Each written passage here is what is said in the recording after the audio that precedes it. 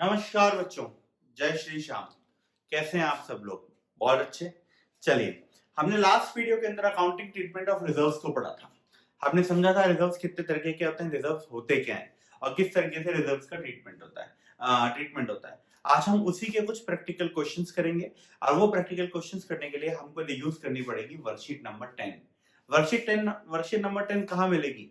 जो लोग यूट्यूब पे इस वीडियो को देख रहे हैं उनको वर्कशीट नंबर 10 मिलेगी नीचे डिस्क्रिप्शन के अंदर, और जो लोग इस हमारी एप्लीकेशंस पे देख रहे हैं उनको वर्कशीट नंबर 10 मिल रही है अपने मॉड्यूल के अंदर। ठीक है, तो ओपन कीजिए वर्कशीट नंबर 10 और वर्कशीट नंबर 10 का पहला क्वेश्चन हम लोग आज क्या करने वाले हैं, डिस्कशन करने वाले हैं। We are going to discuss the first question of worksheet number 10। Worksheet number 10 का पहला क्वेश्चन। चलिए फटाफट से वर्कशीट नंबर 10 का फर्स्ट क्वेश्चन एक दफे देखिए क्या कहता है। वर्कशीट नंबर 10 का फर्स्ट क्वेश्चन हमको कहता है कि there are three partners A B and C. There are three partners A, B and C. They are sharing profits in the ratio of 3:2. ये profits को बांटते हैं 3:2 के अंदर। ठीक है, they decided to share profits equally. इन्होंने decide किया कि नया प्रॉफिट शेयरिंग रेशियो, ये इनका ओल्ड प्रॉफिट शेयरिंग रेशियो है। इन लोगों ने डिसाइड किया कि अपन अपना न्यू प्रॉफिट शेयरिंग रेशियो क्या रखेंगे, बराबर रखेंगे 1:1:1। On the date of change there was a balance of general reserve. इनके पास एक आइटम है जिसको हम कहते हैं जनरल रिजर्व, और जनरल रिजर्व के अंदर कितना बैलेंस दिखा रखे हैं? जनरल रिजर्व के अंदर बैलेंस दिखा रखे हैं 72,000। They further say that instead of distributing general reserve, ये डिसाइड किया कि हम एक एडजस्टमेंट एंट्री पास करेंगे reflecting the change in profit sharing ratio, कि भैया हम इसकी जो है जनरल एंट्रीज पास करने की जगह, इसको डिस्ट्रीब्यूशन की एंट्रीज पास करने की जगह we are going to pass our general entry which show the adjustment of this change. उस एडजस्टमेंट का क्या असर आता है वो शो करेगा इसके ऊपर। यानी कि हमको डिस्ट्रीब्यूशन नहीं करना है, हमको क्या करना है, हमें करना है एडजस्टमेंट। और एडजस्टमेंट का आपको पता है कितने कदम चलने पड़ते हैं? 3 कदम we are supposed to move. तो आ जाइए इसके सॉल्यूशन के अंदर। सबसे पहले इसके सॉल्यूशन के अंदर सबसे पहले मैं आपको कहूंगा आप लगाइए स्टेप नंबर 1। स्टेप नंबर 1 रहेगी आपकी सैक्रिफाइसिंग रेशियो की। सैक्रिफाइसिंग रेशियो सबसे पहले आप कंप्यूट कीजिए। अब सैक्रिफाइसिंग रेशियो का फॉर्मूला क्या था अगर ये आपको याद हो तो सैक्रिफाइसिंग रेशियो का फॉर्मूला था sacrificing ratio equals to OPSR minus NPSR, और इस फॉर्मूले को यहां पुट करता हूं मैं। तो पहली स्टेप के अंदर ए का आंसर निकल करके आया हमारे पास, ओपीएसआर ए के पास था 3/8 माइनस अभी हो गया 1/3।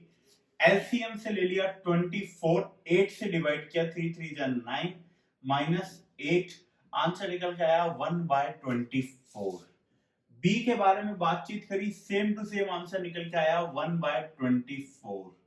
सी से हमने बातचीत चालू करी, सी से निकल के आया 2/8 माइनस 1/3, आंसर निकल के आया 24। 8 से डिवाइड किया 3 2 जा 6 माइनस 8, आंसर निकल के आया 2/24। ये आया नेगेटिव में, तो ये दोनों पॉजिटिव में सैक्रिफाइस है, तो यानी कि ये दोनों क्या है, सैक्रिफाइस।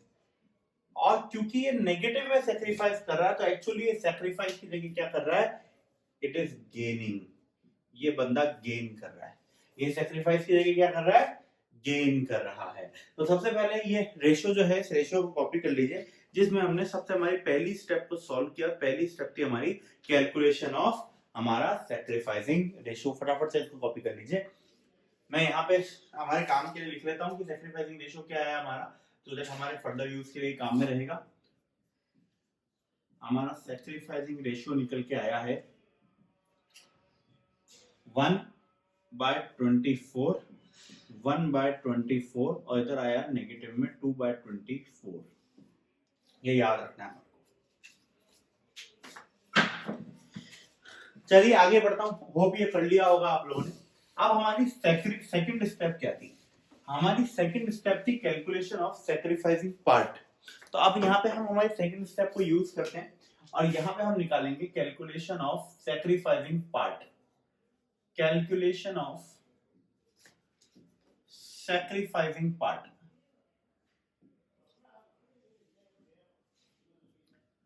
सैक्रिफाइसिंग पार्ट का फॉर्मूला क्या था? इसका फॉर्मूला था sacrificing part equals to value of reserve multiplied by sacrificing ratio.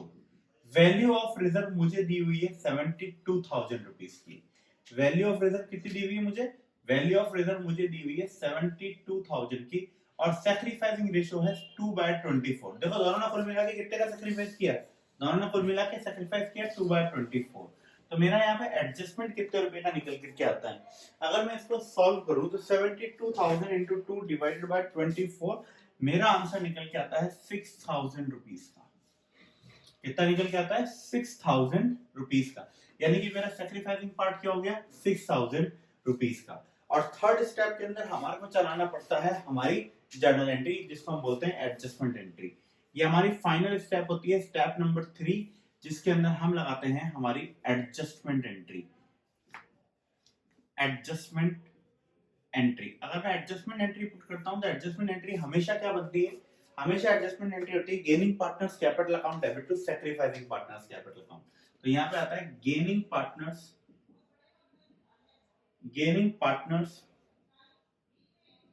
Capital account debit to sacrificing partners capital account. ये हमारी एडजस्टमेंट एंट्री होती है। अब इसी एंट्री को ध्यान में रखते हुए इस रेशियो के अंदर गेनिंग और सैक्रिफाइसिंग ध्यान रखिए, देख लीजिएगा। तो यहाँ पे गेनिंग ये रहा, यानी कि सी, और सैक्रिफाइसिंग है ये दोनों। तो आ जाइए किस तरीके से इस एंट्री को यहाँ पे मैं पुट करने वाला हूँ, वो एक इंटरेस्टिंग बात रहेगी देखने की। तो यहाँ पे मैं इसको पुट करूंगा इस तरीके से, C capital account debit, C capital account debit 6,000 rupees to A capital account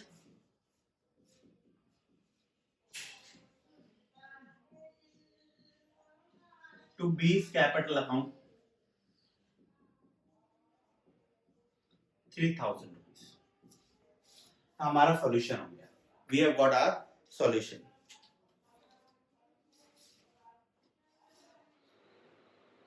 चलिए बच्चों करते हैं वर्कशीट नंबर 10 के क्वेश्चन नंबर 3 को।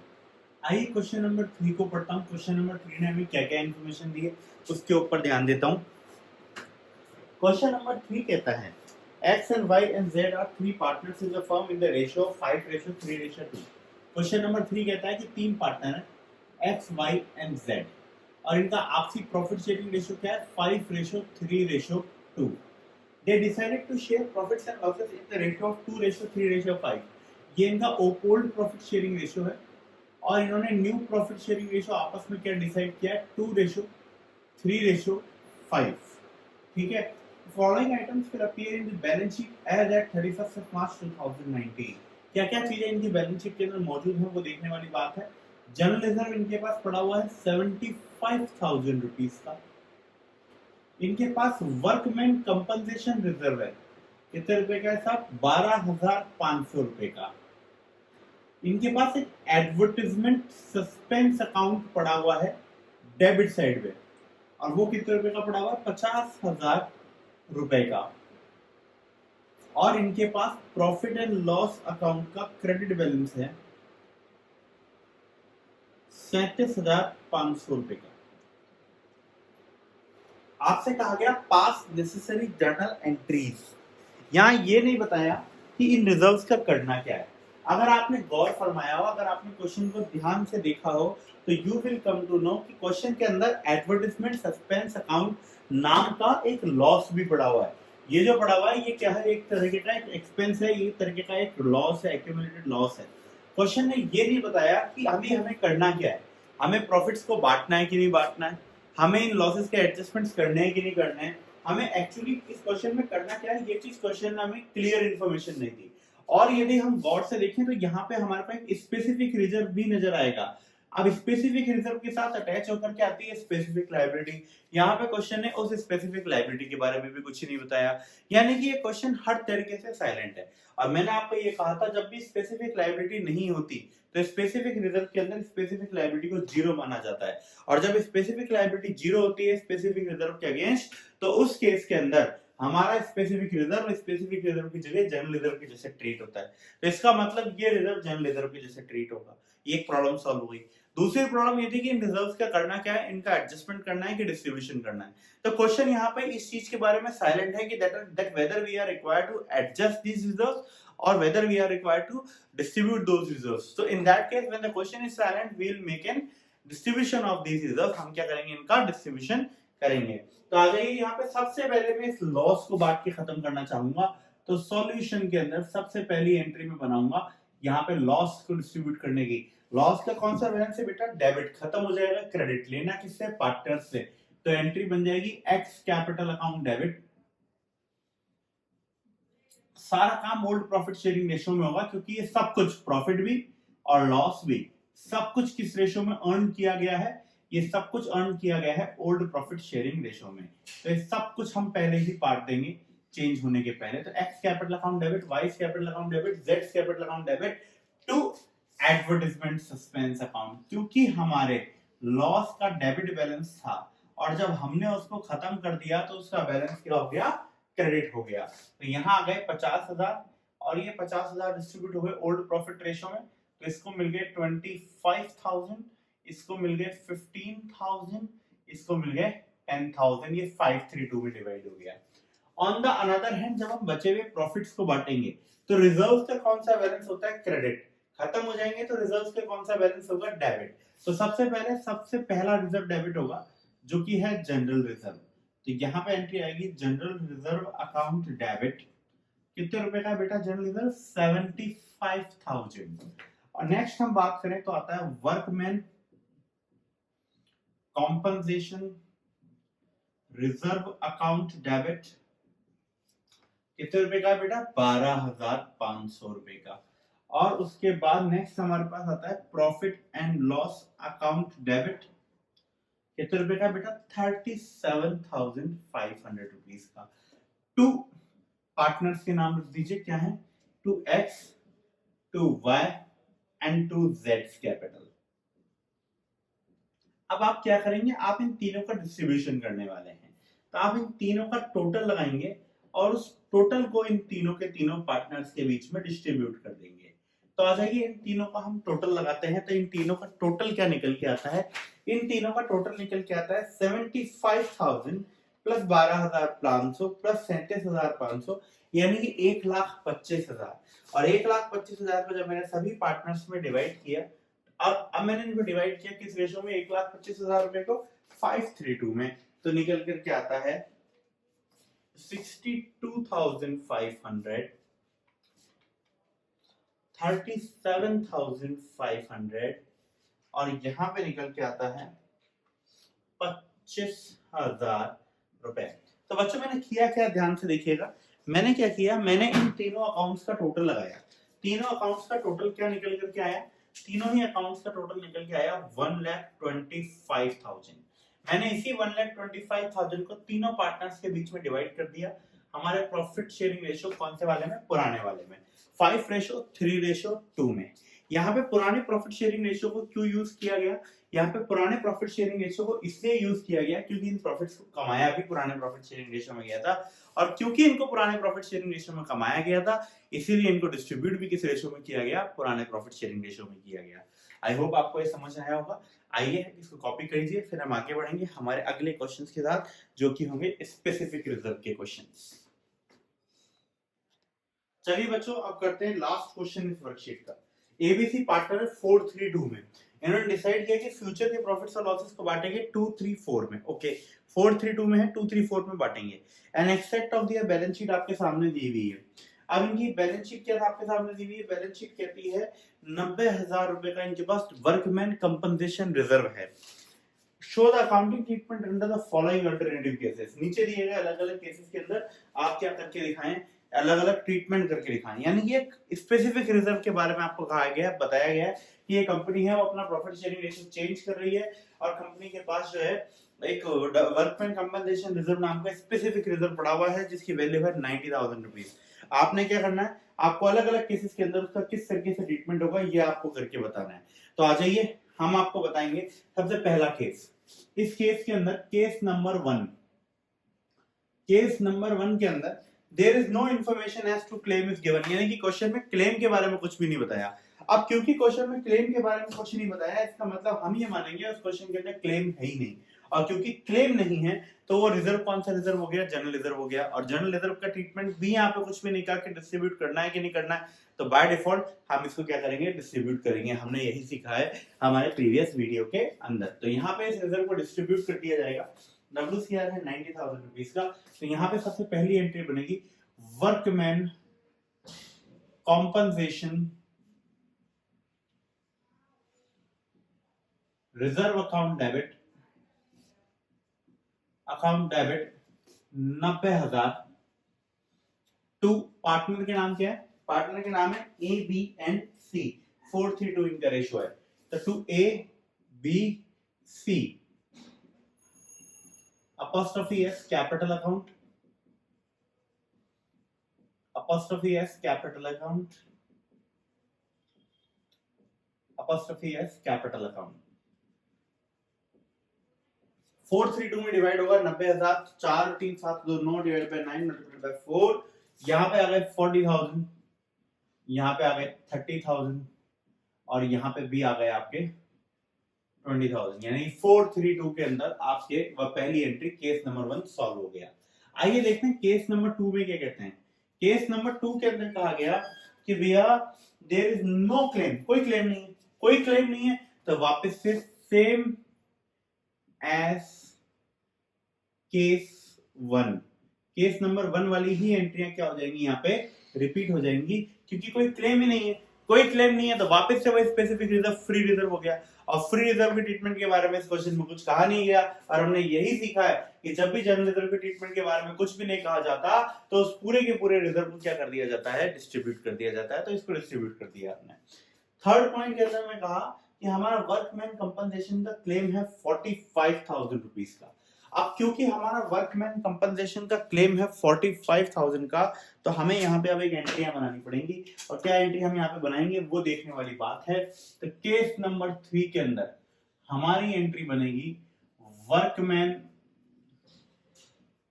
कॉम्पनसेशन रिजर्व अकाउंट डेबिट, कितने रुपए का है, 90 का, to provision for outstanding workman compensation liability account, कितने रुपए का हो गया था, 45,000 का। देखिए सीधे सीधे जो पैसा लाइबिलिटी का है वो तो निकाल के अलग रखना ही पड़ेगा, उस पैसे को आप कैसे भी करके खर्च नहीं कर सकते हो, तो हमने सीधे सीधे 45,000 निकाल के अलग कर दिए। अब बचा हुआ पैसा हमारे लिए फ्री हो गया, वो चला जाएगा पार्टनर्स के कैपिटल अकाउंट में। तो यहाँ एंट्री आ गई to A's capital account, to B's capital account, to C's capital account. तो कितना बचा हुआ रिमेनिंग 45,000 डिवाइड हो जाएगा पार्टनर्स के अंदर 432 में। तो यहाँ पे क्या एंट्री बन जाएगी, 9 मल्टीप्लाई बाय 4, यानी कि ये लेगा 20,000, ये है 4 तो 3 यानी कि 15,000, और ये लेगा 10,000। तो हमने क्या किया, हमने जो हमारी स्पेसिफिक रिजर्व की लाइबिलिटी थी उस लाइबिलिटी को हमने इस लाइबिलिटी अकाउंट में डाल दिया, बचे हुए पैसे को हमने अलग कर दिया, पार्टनर्स में डिस्ट्रीब्यूट कर दिया। क्वेश्चन कहता है फोर्थ केस में, if the claim on the account of workman compensation is 99,000, हमारा जो क्लेम निकल के कितना आ जाता है 99,000, एस्टिमेटेड एट 99,000। अब हमारा क्लेम था यहाँ पे 90, हमारे पास रिजर्व था 90,000 का, और हमारे अगेंस्ट क्लेम कितने की होने की संभावना है 99,000, एस्टिमेटेड है 99,000 का, यानी कि यहाँ तो लॉस हो गया, यहाँ तो हमारे पास कुछ है ही नहीं बांटने के लिए, जितना था उससे ज्यादा का खर्चा हो सकता है। तो हम यहाँ पे एंट्री बनाएंगे workman compensation reserve account debit 90,000, 9,000 रुपए हम लेंगे हमारे रिवैल्यूएशन अकाउंट से। तो यहाँ एंट्री आती है रिवैल्यूएशन अकाउंट। अभी रिवैल्यूएशन अकाउंट क्या है ये मैं आपको नेक्स्ट वीडियो के अंदर समझाऊंगा। एक तरीके से मान के चलिए पार्टनरशिप में टेम्परेरी पेंडल, आज के लिए मान लीजिए, नेक्स्ट वीडियो में इसका कॉन्सेप्ट में क्लियर करूंगा। और फिर यहां पे आ जाएगा to provision for outstanding workman compensation liability account that is 99,000। तो यानी कि 90,000 तो हमने ऑलरेडी निकाल रखे थे, 9,000 हमने हमारी पॉकेट से और निकाले और हमने उसको क्या कर दिया, यहाँ पे डिस्ट्रीब्यूशन कर दिया। चलिए फटाफट से कॉपी कर लीजिए बेटे।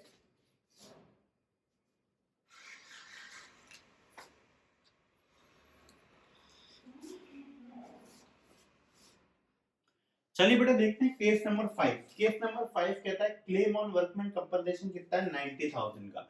अब जब क्लेम ही 90,000 का है यानी कि पूरा का पूरा जो है वो क्लेम क्या होने वाला है, एक्सेप्ट होने वाला है। तो हम यहाँ पे क्या बनाएंगे, हम यहाँ लिखेंगे workman compensation reserve account debit 90,000 to provision for outstanding workman compensation liability account 90,000। कुछ भी नहीं बचा बांटने के लिए, ना तो अपने को जेब से कुछ देना पड़ा, ना ही हम कुछ बचा पाए। जो भी पैसा हमने निकाला था वो एज इट इज हमने क्या कर दिया, डिस्ट्रीब्यूट कर दिया। आइए केस नंबर 6 काफी इंटरेस्टिंग है। क्वेश्चन कहता है ये भैया, if the claim on account of workman compensation is determined at 36,000, एक तो एस्टिमेटेड था। अभी तक आपने देखा हो तो पिछले सारे केसेस के अंदर एस्टिमेटेड था, एक्चुअल नहीं था। इस केस के अंदर डिटरमाइंड है यानी कि निकाल चुके हैं। कितना है साहब, 36,000, यानी कि इतने ही लगे, इससे ज्यादा नहीं लगेंगे।